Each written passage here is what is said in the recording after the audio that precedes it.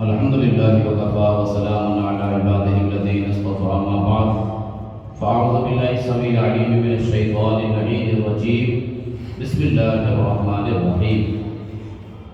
آج کی جو آیت کریمہ اللہ تبارک و تعالی نے بیان فرمائی ان کا تعلق کل کے سبق سے ہے، اور پچھلا جو کل کا ہمارا سبق بیان ہوا وہاں میں نے آپ حضرات کو بات بتائی تھی کہ یہاں سے جو آیت کریمہ شروع ہو رہی ہے کل کی والی آیتوں سے لے کر کے اور آج جو آیت تک بیان ہونے جائے گی، اس کے اندر اللہ تبارک و تعالیٰ نے اپنے حبیب پاک کی 9 صفات بیان فرمائی ہیں، 9 حضور کی خوبیاں اور کمالات بیان فرمائے ہیں۔ تو تقریباً ان میں سے کل 4 چیزیں آپ حضرات کے سامنے پیش کی جا چکی ہیں، جن کا مکمل بیان آپ حضرات کل سماعت کر چکے ہیں۔ آج جو اللہ تبارک و تعالیٰ نے اپنے حبیب کی ایک خاص خوبی اور ایک خاص کمال اور ایک خاص رب کی طرف سے جو آپ کو اعزاز جو عطا کیا گیا اس کا بیان رب نے بیان فرمایا کہ ہمارے حبیب کی خوبی اور کمال یہ بھی ہے کہ وہ اچھائی کا حکم کرتے ہیں اور برائی سے منع فرماتے ہیں۔ یہ جو کمال ہے حضور کا کہ اچھائی کا حکم کرنا، برائی سے روکنا، یہ حضور کے صدقے میں اللہ تبارک و تعالیٰ نے اپنے حبیب کی امت کو بھی عطا فرمایا، اور اسی ایک خوبی کی وجہ سے رب نے اس امت کی ایسی تعریف بیان فرمائی ہے کہ پچھلی امتیں اس تعریف سے محروم رہی ہیں اور اس کمال سے وہ خالی رہی ہیں۔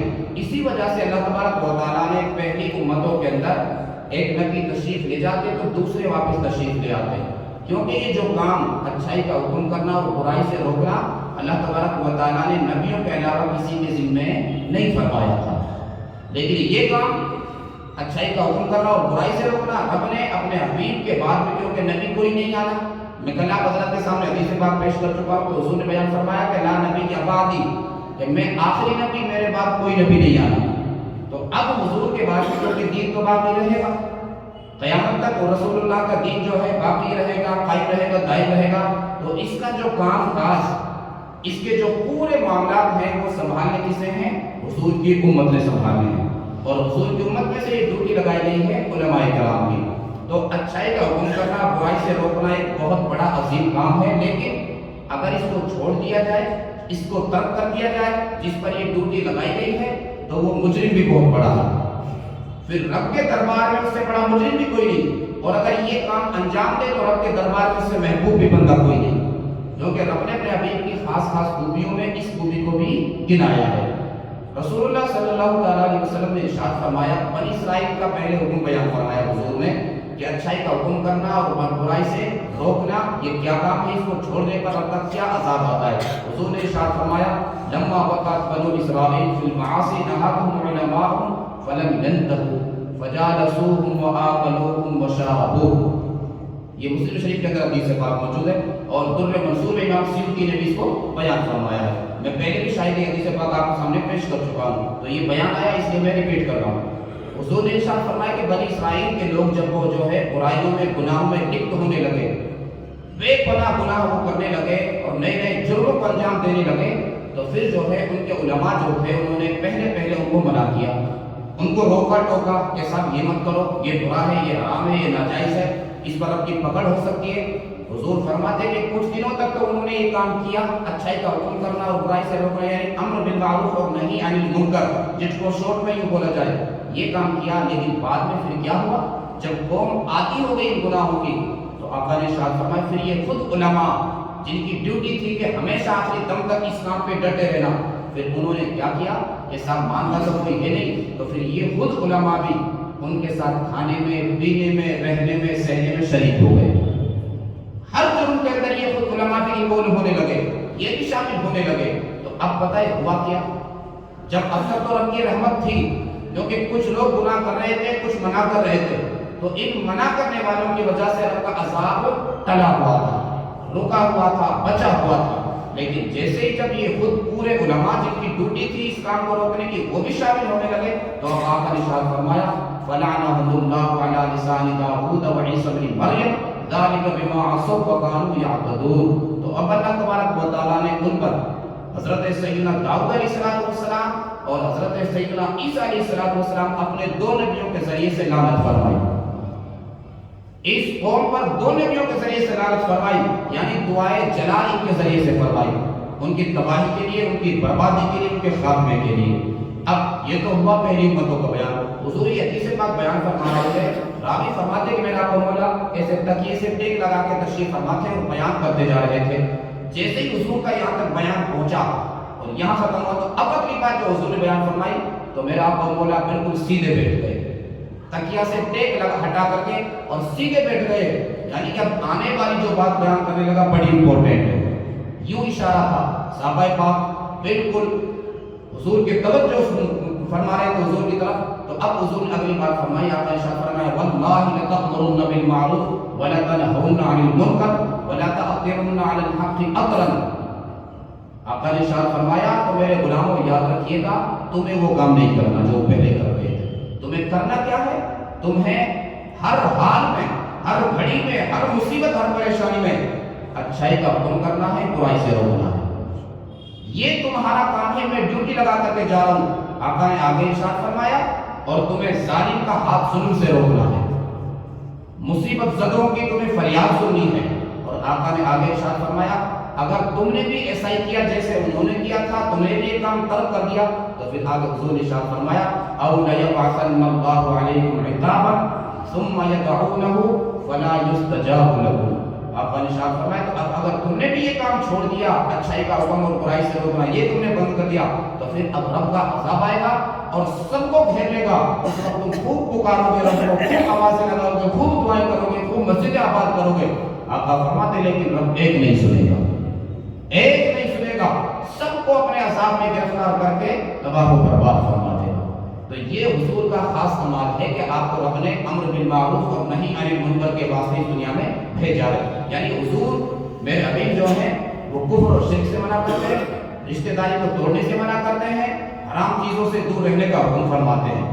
یہ ہے حضور کا امر بالمعروف اور نہی عن المنکر. چھٹی خوبی جو حضور کیا بیان فرمائی, یہودی اور نصرانیوں کے لیے خاص طور سے یہ بطور احسان کے بیان فرمایا ہمارے حبیب تو وہ ہیں, ان کی شان تو وہ ہے کہ تمہارے لیے پاک چیزوں کو حلال فرماتے ہیں اور حرام جو بالکل گندی چیزیں ہیں ان کو حرام فرماتے ہیں.